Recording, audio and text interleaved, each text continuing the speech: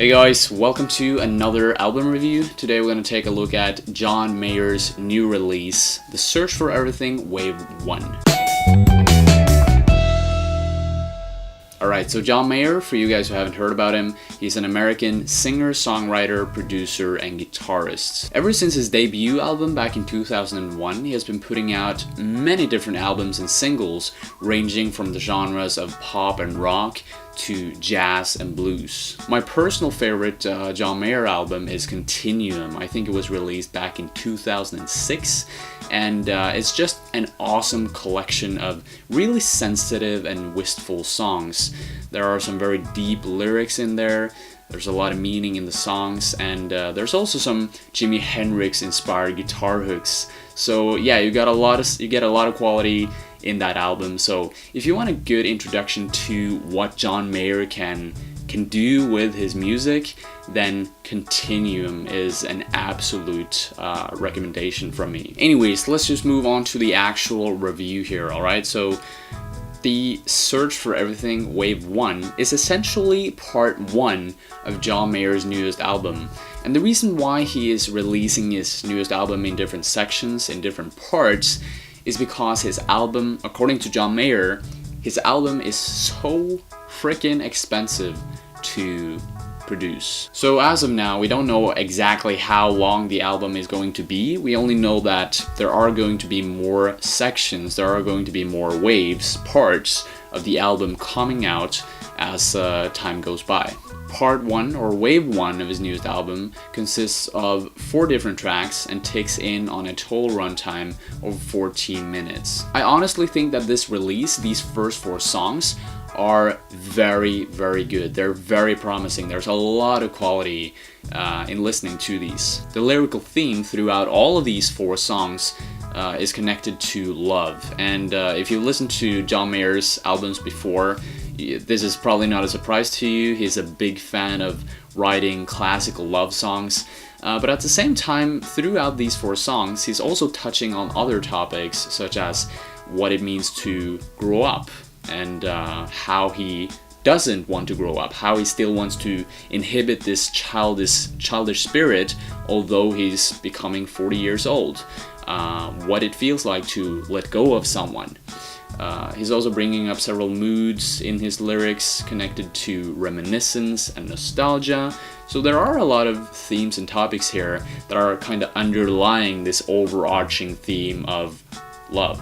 The first track, Moving On and Getting Over, opens up as this very catchy mix of blues and pop. During the verses, we hear a lot of different layers of solo and rhythm guitars, which I find just awesome. They're really something that you can stomp your foot to. You really get the sense that the guitar riffs are very playful and free. And then when the chorus takes over, the cadence of the whole song becomes a lot firmer, and this works in an amazing way. The guitars, the keys, the bass, Mayer's vocals, they all kind of sync in together with the rhythm. All of the instruments are hitting at the same time, and it sounds very firm.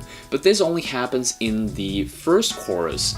As you listen to the choruses later on in the song, there are some alterations. There are a freer guitar playing, there's some finger snapping. There also are some alterations that make the whole song kind of progress in an easier way. The mood of the song is very light, it's very positive and uplifting. Mayer is singing about how he's having such a hard time getting over his past relationship, and it almost seems like he's contemplating whether or not to get back into that relationship. When he's singing, he's just one text away from being back in it. But as Mayer is emphasizing with the whole title of the song and with the lyrics later on in the song, he clearly wants to move on and get over. The only one of the 3 other tracks that resembles this song is Love on the Weekend. They both have this warm and uplifting mood, and they're also quite up-tempo compared to the 2 other tracks. As mentioned before, Moving On and Getting Over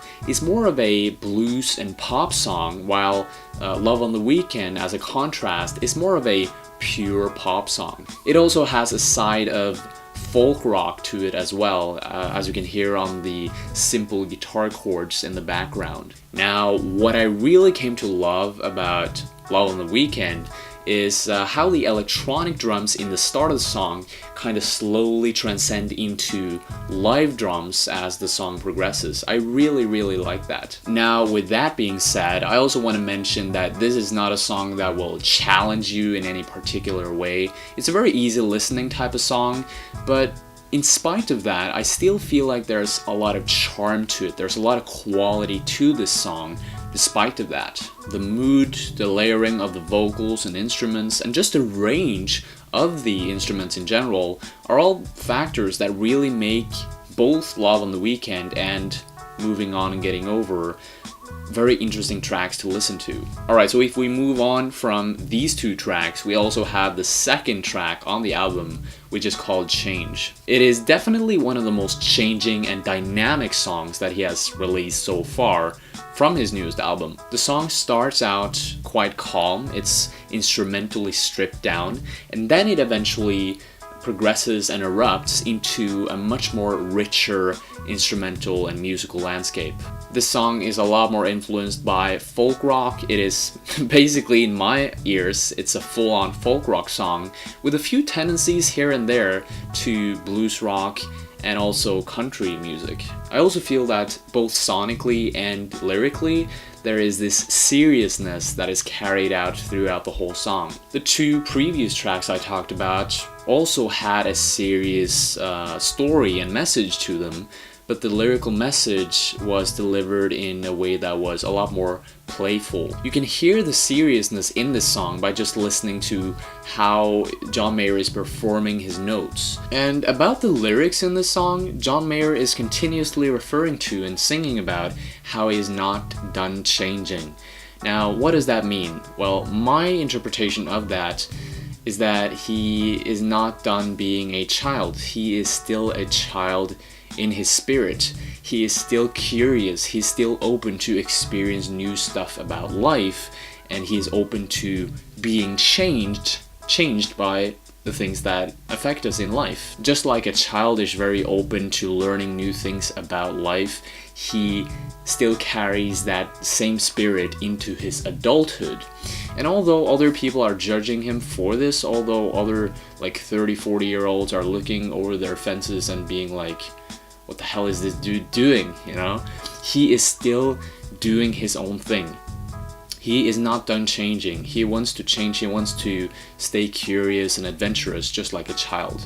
And I think this is a very powerful message, and I really have come to enjoy this song because of that message in itself. The last song on Wave 1 of this new album is called You're Gonna Live Forever in Me, and it has this same serious undertone to it, just like Change. The lyrics tell the story about Mayer and this girl that he used to be in a relationship with, but they broke up, and this is kind of what he is feeling after the relationship, after the breakup. He's comparing the relationship he had with this girl as of the relationship that the stars and the planets have to each other. You know, they're quite distant, but at the same time they rotate around each other. And in the same way, it's the same with their relationship. This is what he's trying to say, that no matter how moved apart you get, there will still be a part of you, there will still be a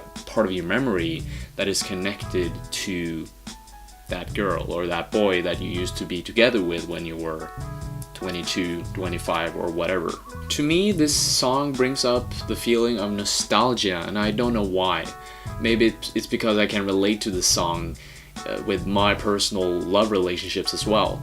And when I think about it, this song is sad, but at the same time it has this positive feel to it as well. And there's not a lot of songs that I listen to that has this feel to it. I rarely find this mix of good and bad emotions in songs. So I don't know, this made the song very special, at least. I like how this first part of the album, Wave 1, is so playful, but at the same time very serious. I love the bounciness of this first part. It really gives me a good insight, hopefully, into what I can expect from the album. Hopefully it's a dynamic album that is still very coherent and yeah, well put together. That is the best way I can put it. In general, I feel like this short snippet, these 4 songs, were very rich. They had a very rich variety of musical imprints. There were like blues, there was pop, there was ballads, so much in just 4 songs. This definitely made me very intrigued, very interested in hearing the rest of the album. So yeah, this was a very, very successful release in my view. I'll give it a heartwarming 8 out of 10. So yeah, that is it. Thank you so much for watching. If you like music reviews, if you like music, and if you're dedicated to music just as much as me, I would highly suggest that you subscribe by clicking the red subscribe button below. Also, if you've listened to these 4 tracks, then please let me know what you think in the comments below, alright? I would love to hear what you guys think, what you guys feel. Did you think it was good? Did you think it was bad? Please let me know in the comments below, alright? So yeah, thank you so much for watching. I hope to see you later. Stay tuned. Bye. Jonh Mayer. Go crazy. I should really start like a beatbox channel instead. What was I thinking? A review channel? I'm so good at beatboxing. Damn.